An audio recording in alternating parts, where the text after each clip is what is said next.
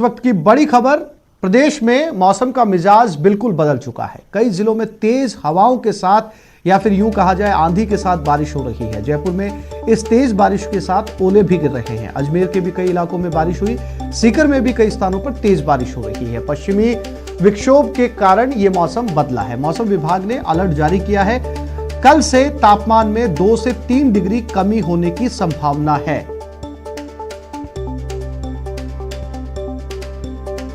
तो अचानक से जयपुर में मौसम बदला। राजधानी के अंदर तेज ओले गिरे और इसके साथ साथ ही आंधी भी बारिश के साथ आई। बताया जा रहा है, जैसा कि मौसम विभाग का कहना है, कि ये पश्चिमी विक्षोभ के कारण हुआ है, यानी वेस्टर्न डिस्टरबेंस के चलते ये मौसम पर असर हुआ है। और मौसम विभाग की माने तो अगले दिनों के अंदर 2 से 3 डिग्री तापमान में कमी आ सकती है।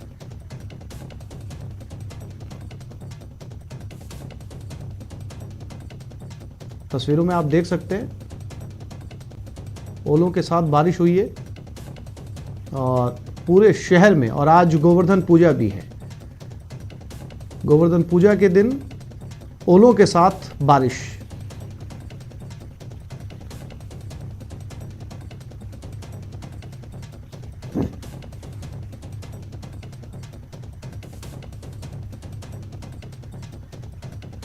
और इसी खबर पर सीधा लाइव चलते हैं। अरबाज अहमद हमारे साथ जुड़ गए हैं। अरबाज, ओलावृष्टि हुई है, बारिश भी हुई है, आंधी भी आई है। अभी भी मौसम में सुधार है या स्थिति वही है?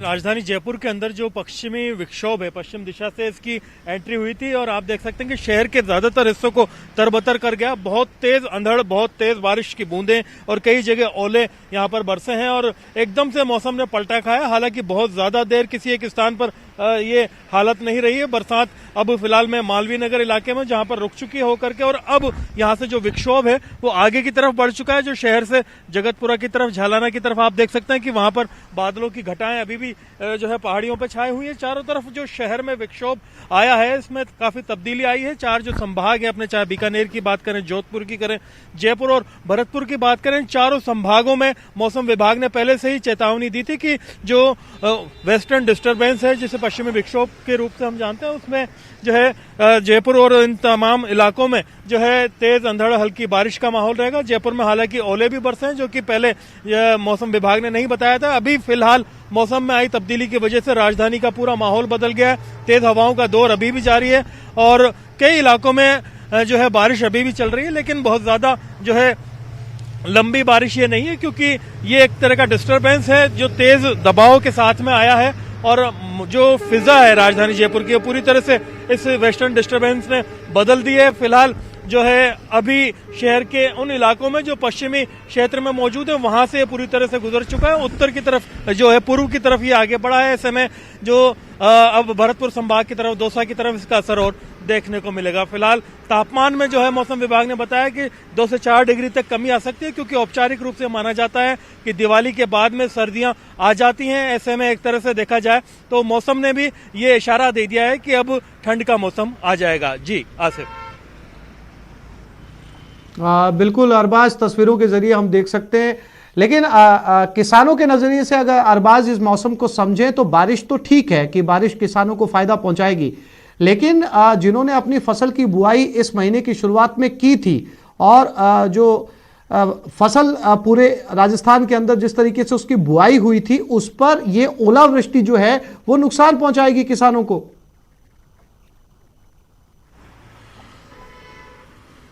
जी बिल्कुल आसिफ, देखिए ओलावृष्टि की इंटेंसिटी के ऊपर ये डिपेंड करता है कितनी तेजी से और कितनी देर तक ओलावृष्टि होती है, बरसात कितनी तेजी से कितनी देर तक होती है।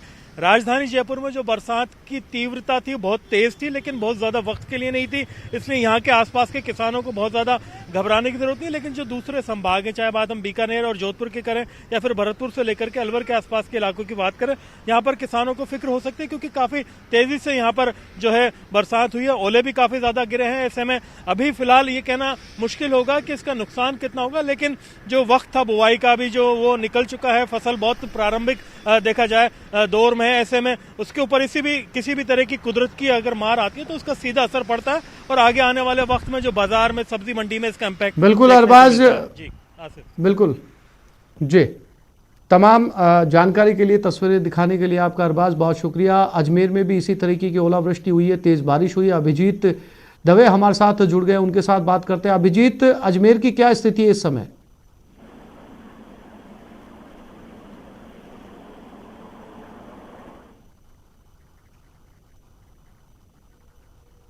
अभिजीत, मेरी आवाज मिल रही है आपको?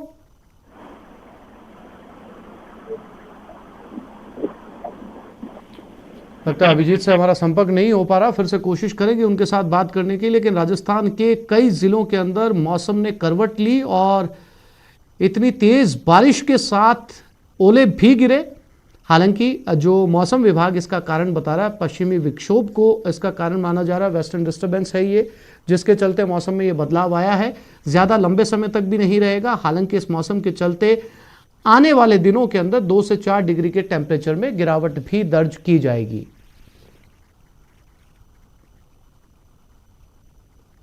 गोवर्धन पूजा पर आपकी टेलीविजन स्क्रीन के ऊपर ये जयपुर की तस्वीरें।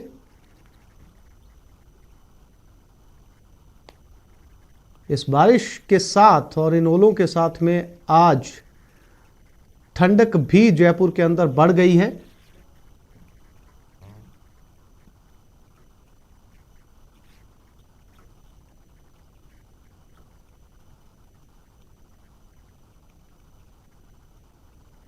एक बार फिर से कोशिश करते हैं अजमेर अभिजीत से बात करने की। अभिजीत, मेरी आवाज मिल रही है आपको?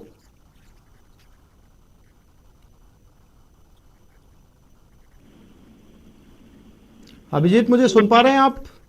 हाँ आसिफ, मुझे आपकी आवाज मिल रही है। सवाल पूछे अपना। अभिजीत, क्या कमोबेश अजमेर की भी वही स्थिति है जो जयपुर में मौसम ने पलटी खाई है? तेज ओले गिरे, तेज बारिश हुई है। देखिए, अजमेर में भी दोपहर के बाद एकाएक वेस्टर्न डिस्टर्बेंसेस के चलते मौसम में परिवर्तन हुआ है। हालांकि अजमेर शहर की अगर मैं बात करूं तो यहाँ पर बरसात नहीं हुई है, ना ही ओले गिरे हैं, लेकिन बादल जो है लगातार बने हुए हैं और धूप और छांव का खेल लगातार जारी है। लेकिन ग्रामीण इलाकों की बात करूं मैं अगर ब्यावर और विजयनगर के इलाकों में, तो यहाँ पर बारिश हुई है। और विजयनगर कस्बे की अगर स्पेसिफिकली बात की जाए तो यहाँ तेज हवाओं के साथ मामूली ओलावृष्टि भी दर्ज की गई है। हालांकि इस वक्त अजमेर जिले में कहीं पर भी बरसात नहीं हो रही है, लेकिन आधे घंटे तक का ये दौर चला था जब ब्यावर, विजयनगर और आसपास के कुछ गांवों में जो है बारिश हुई थी और हल्की ओलावृष्टि भी दर्ज की गई थी, जिसके चलते मौसम में एकाएक जो है वो ठंडक बढ़ी है। तापमान में 3 से 4 डिग्री की गिरावट जो है वो दर्ज की गई है। और चूंकि हवाओं के साथ बारिश और ओले गिरे थे तो लिहाजा वो जो ठंडक है वो ठंडक अब अजमेर जिले की फिजाओं में भी घुल गई है। और जिस हिसाब से मौसम विभाग ने कहा है कि अगले कुछ घंटों में और संभावनाएं हैं कुछ इलाकों में बरसात होने की, तो इसको देखते हुए एकाएक दिवाली के बाद से जो सर्दी का आगमन माना जा रहा था, लेकिन इस पश्चिमी विक्षोभ ने मौसम में बदलाव को और तेजी से लाया है और अब ठंडक जो है वो बढ़ गई है।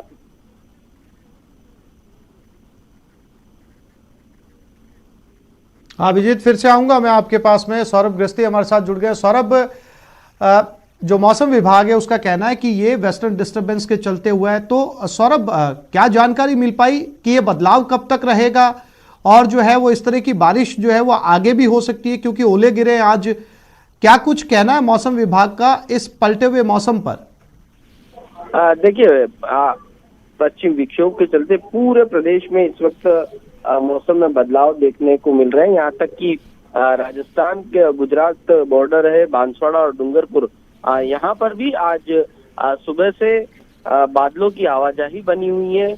कुछ देर तेज धूप खिलती है तो कुछ देर बादल छाए रहते हैं, जिसके चलते मौसम पूरी तरह से बदला हुआ सा लग रहा है। मौसम विभाग का कहना है कि पश्चिम विक्षोभ का असर आज रहने की पूरी संभावना और कल से पूरी तरह से फिर से मौसम बदलने के आसार लग रहे हैं।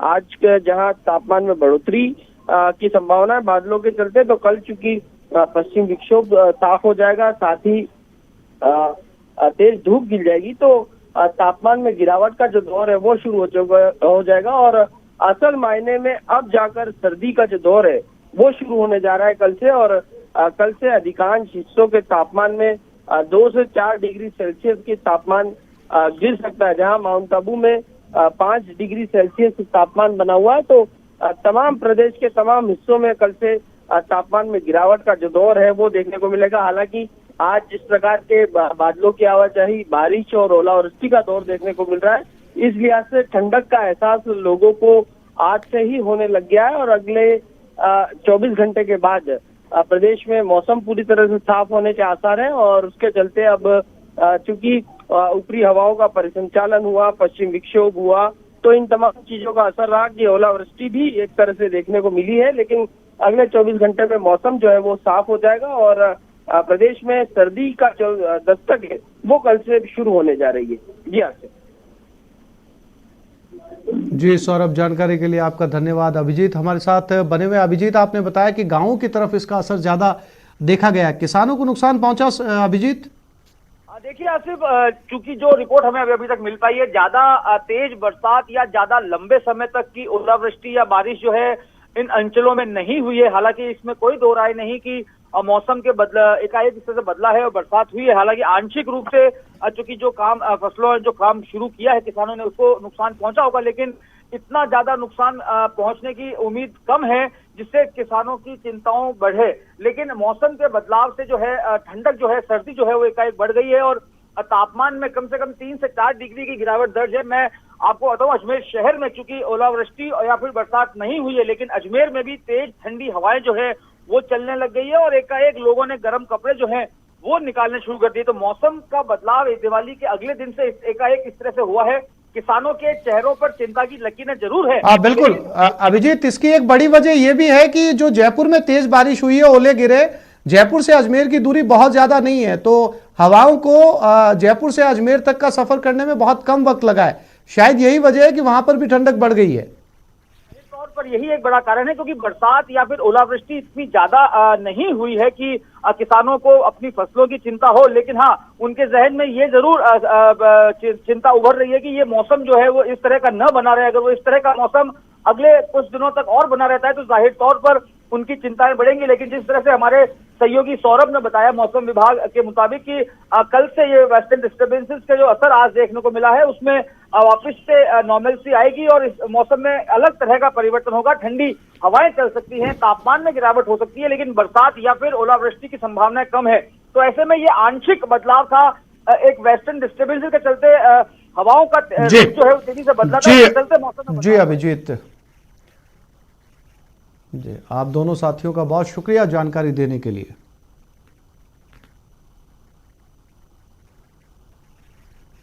भारी बारिश के बाद अब बात आग के तांडव की, जो अजमेर में देखने को मिला। अजमेर के न्यू लिंक रोड स्थित हेयर सैलून पर आग लग गई। जानकारी के मुताबिक दुकानदार दिवाली के मौके पर दुकान में पूजा करके घर पहुंचा था। उसके 1 घंटे बाद दिए से आग लगी जो काफी तेज भड़की और पूरी दुकान जलकर राख हो गई। साथ ही फर्नीचर भी जल गया। उसी वक्त राहगीरों ने दुकान में आग और धुआं निकलता देखा और आग को बुझाने की कोशिश की। यह आग नर्सिंग होम के पास सैलून की दुकान में लगी थी। इससे काफी बड़ा हादसा हो सकता था।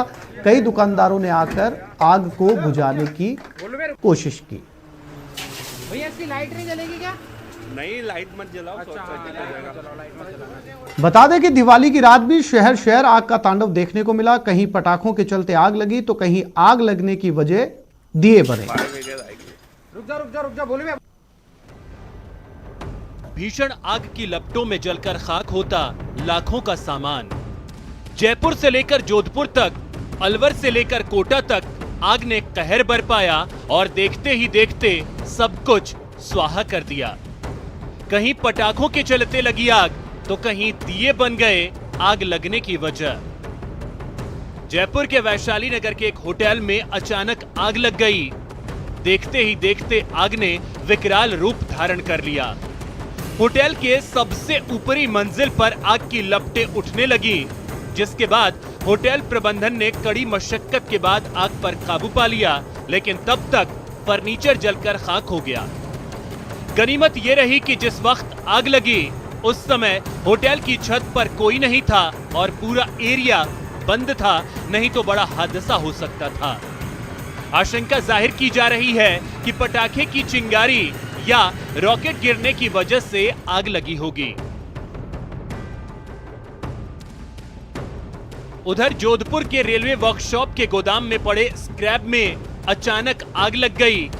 देखते ही देखते आग की लपटें तेजी से फैलने लगी। ऐसा लगने लगा मानो आग की उठती लपटें सब कुछ लीलने को बेताब हों।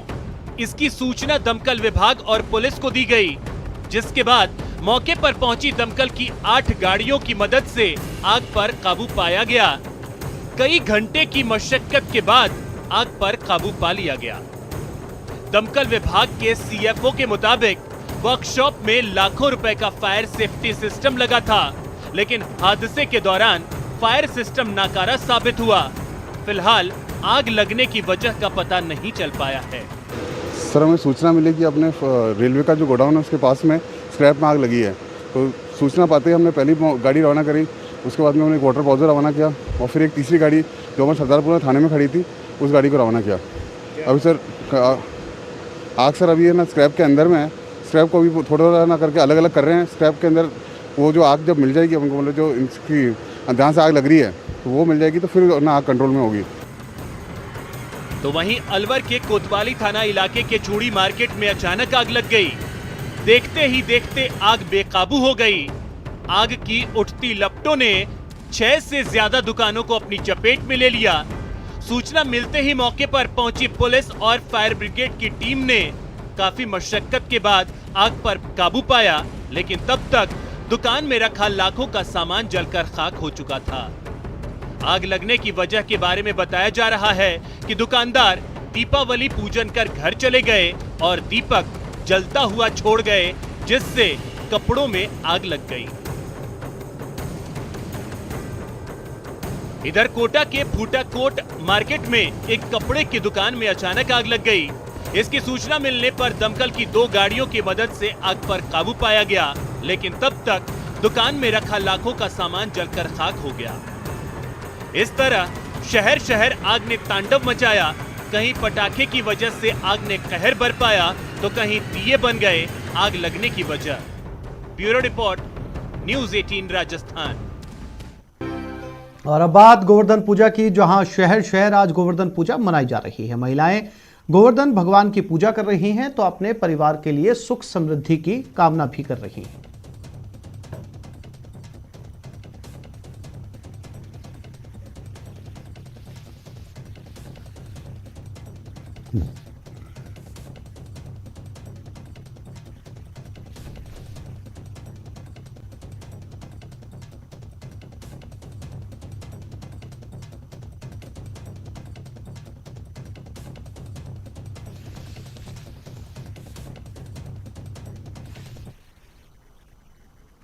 उदयपुर में गोवर्धन पूजा हर्षोल्लास के साथ मनाई गई। महिलाओं ने जहां घर घर में गोवर्धन की पूजा की तो वहीं उदयपुर के कृषि विज्ञान केंद्र में 10 फीट के गोवर्धन की पूजा की गई। गौशाला में गायों को सजा धजा कर तैयार किया गया, गौ क्रीड़ा की गई। उदयपुर से जानकारी दे रहे हैं हमारे संवाददाता कपिल शिमाली।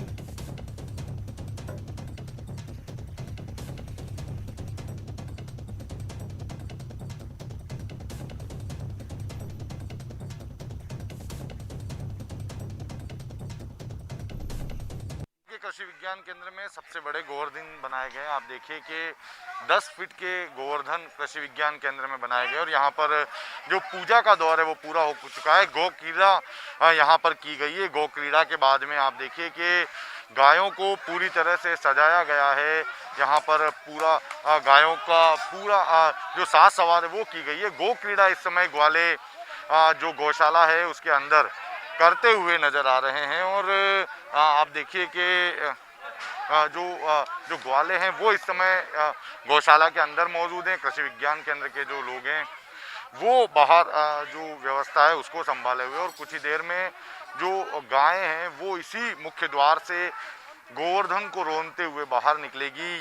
गायें हैं ये गोवर्धन को रोंदते हुए बाहर निकल रही है। ब्रज की विशेष परंपरा रही है।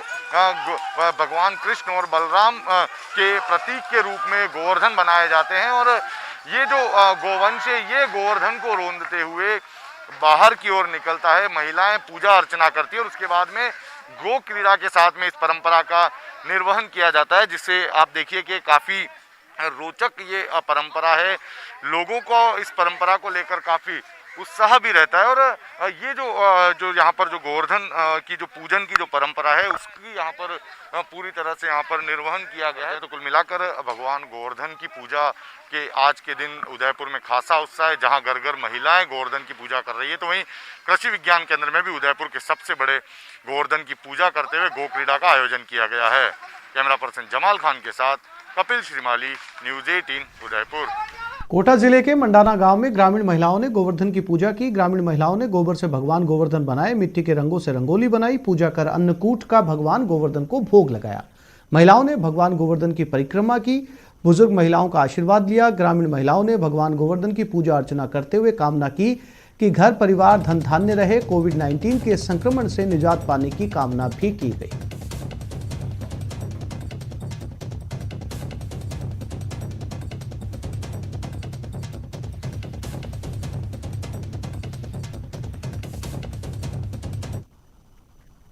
और अब देखते